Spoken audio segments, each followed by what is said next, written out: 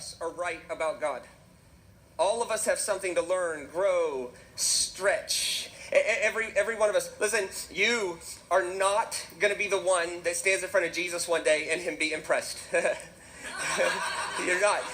You're not going to do it. You're not going to be the one that stands in front of Jesus one day and him go, wow, you were something.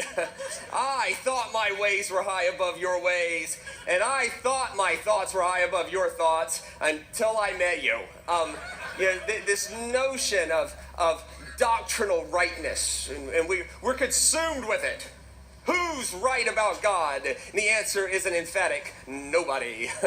Nobody is right about God. You're not going to be right about God. You're never going to be right about God. Quit trying to be right about God. The beauty of God is that he doesn't expect you to be right. He just expects you to continually journey towards him and to the heart. So today, you are going to be a part of this journey that all of us are on, and you're going to hear things today that are going to stretch you, and you're going to hear some things today, and you're going to go, did he just say that?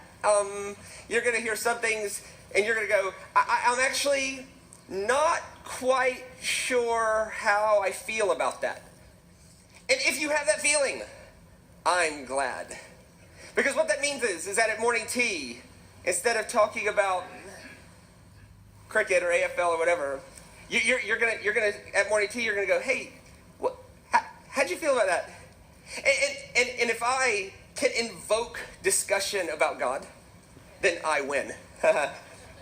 My goal today is to get you to consider something. See, when the Bible talks about Messiah, one of the key prophecies about Messiah in Isaiah, we talk about it all the time at Christmas time. And his name shall be called Wonderful Counselor, Mighty God, Everlasting Father. And then it goes on to say something like this.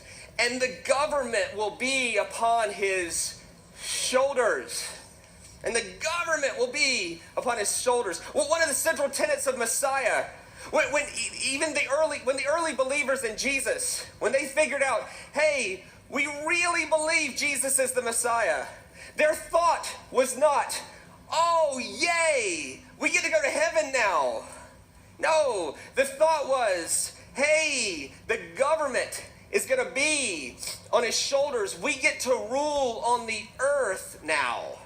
Even after Jesus rose from the dead, he dies and he rises again. And what's the response of the people? Hey, are we going to take over Rome now? Like, here's a guy that died and rose from the dead, and no one even asked him what happened. That is odd, isn't it? Like, you know me.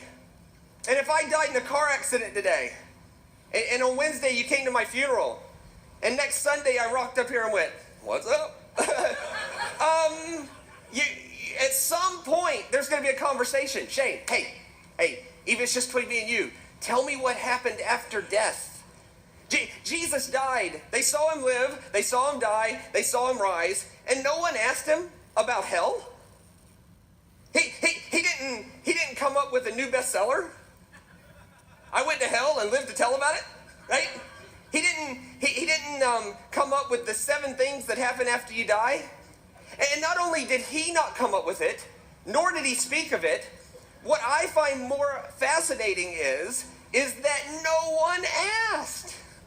No one asked him, hey, tell me what happened. Why? It's almost like it wasn't that important. It's almost like what happens later takes hugely a back seat to, wait a minute, hang on. Are we bringing the kingdom now? Is the government going to rest on his shoulders? Of course, Jesus turns the whole thing upside down, because all they've known their whole life is governments that coerce. They coerce with weapons and platoons and armies and